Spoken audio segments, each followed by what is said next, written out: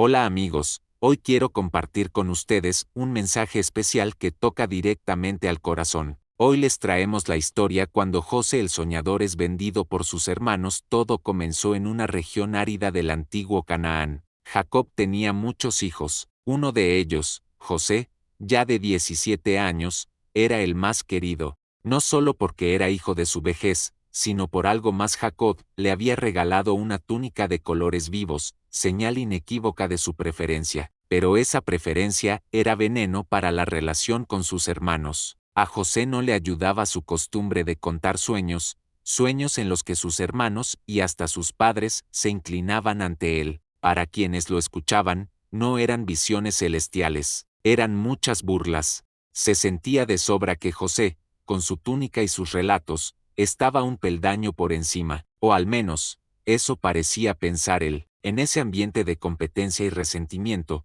todo lo cotidiano se volvía una chispa a punto de encender el rastro de pólvora. Un día, los hermanos mayores de José salieron a apacentar el ganado familiar cerca de Siquem. Jacob, siempre preocupado por el bienestar de su familia, llamó a José y le pidió que fuera a ver cómo estaban sus hermanos y los rebaños, y que luego le trajera noticias. Era solo un mandado, pero para José era otra oportunidad de mostrar lealtad a su padre, y, quizá, de avivar la ira de sus hermanos. José se levantó temprano, recorrió el camino hacia Siquem, túnica de colores al viento. La distancia era un acto de fe. Cuando llegó, no halló a sus hermanos ni a los rebaños. En su lugar, encontró a un hombre que, al verlo deambular, le preguntó qué buscaba. José le explicó que buscaba a sus hermanos. El hombre, informado sobre su paradero, le indicó que no estaban allí, sino que se habían ido hacia Dotán.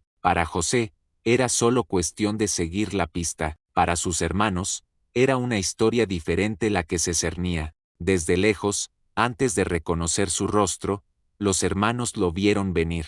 Tal vez fue la túnica, tal vez fue la figura inconfundible de aquel que caminaba decidido, confiado, como si el mundo entero girara a su alrededor. El rencor fue lo primero que surgió. Ahí viene el soñador, murmuraron entre sí. No era simple rechazo, era frustración acumulada. La conversación giró rápidamente hacia la acción. Ahora sí, basta de sueños, susurró uno de ellos. La propuesta flotó en el aire. Matémoslo y arrojemos su cuerpo en una de estas cisternas vacías. Después diremos que alguna fiera lo devoró, y veremos si se cumplen sus sueños. Pero Rubén, el mayor, tenía otra idea. No solo tenía su reputación que cuidar, sino también ciertas dudas morales que lo asaltaban. Propuso que no lo mataran, mejor arrojarlo vivo a una cisterna en el desierto y dejarlo a su suerte. En secreto, pensaba rescatarlo más tarde y regresarlo a su padre, pero eso no lo compartió con los demás. Cuando José llegó, el ambiente se sentía espeso. Sus hermanos no intercambiaron saludos. En un instante, todo cambió. Lo agarraron y, en un gesto cargado de simbolismo y rabia, le quitaron la túnica de colores, símbolo de la preferencia de su padre. Sin más intermediarios, lo arrastraron hasta una cisterna, profunda y seca, y lo arrojaron adentro. La túnica quedó en manos de los hermanos, la dignidad de José, hecha jirones. Minutos después, como si el acto fuera anodino, los hermanos se sentaron a comer. El eco de los gritos de José aún flotaba en el aire, pero el hambre pudo más que la conciencia. Durante la comida, alzaron la vista y vieron una caravana de mercaderes ismaelitas que venía de Galaad, camellos cargados de especias, bálsamo y mirra rumbo a Egipto. Entonces, Judá ofreció una nueva perspectiva. ¿Qué ganamos con matarlo?, dijo. Mejor vendámoslo. Al fin y al cabo, es nuestro hermano, nuestra propia carne. Las palabras de Judá no eran exactamente de compasión, eran pragmatismo al servicio del remordimiento. La propuesta agradó. Sacaron a José de la cisterna. Aún debía de estar aturdido, cubierto de polvo, explorando con la mirada los rostros de sus propios hermanos, buscando comprensión.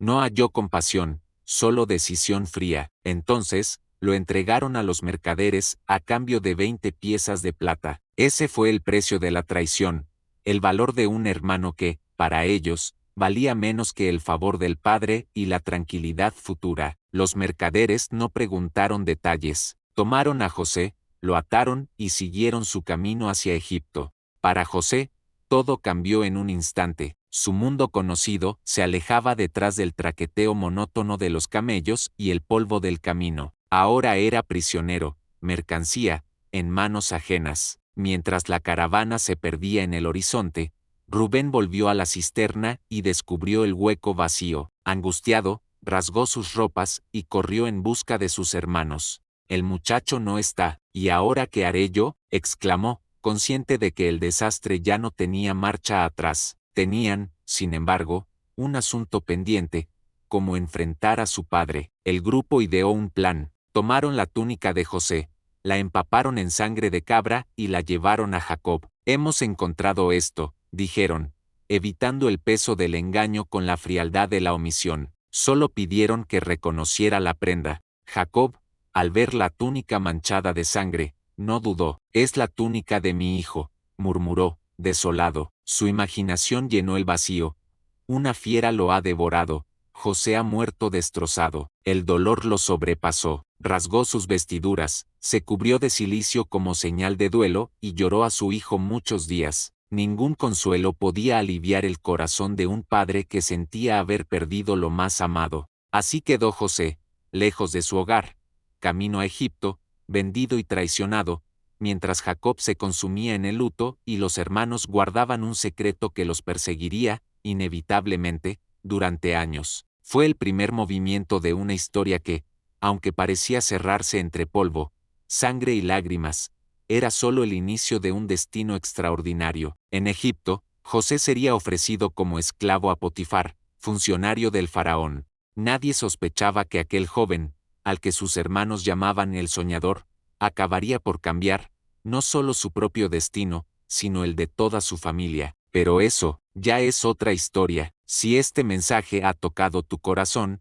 te invito a que lo compartas con alguien que pueda necesitarlo. No olvides suscribirte a este canal para más reflexiones que nutren el alma y dan esperanza. Activa la campanita para que no te pierdas ningún video. Nos vemos en el próximo encuentro. Recuerda, la paz de Jesús está siempre disponible para ti.